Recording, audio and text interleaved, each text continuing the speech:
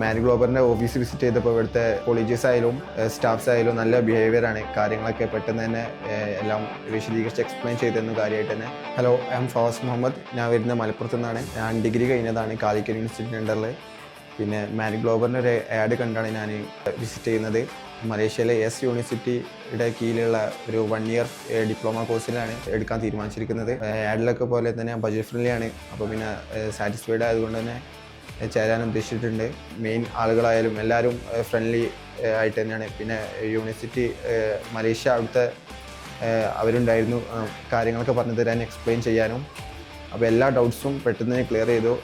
ഒരു ഫ്രണ്ട്ലി, നമുക്ക് പെട്ടെന്ന് തന്നെ ജോയിൻ ചെയ്യാൻ തോന്നുന്ന ഒരു അറ്റ്മോസ്ഫിയർ ആയിരുന്നു ഇവിടെ. എന്നാലും ഫുൾ സാറ്റിസ്ഫൈഡ് ആണ്.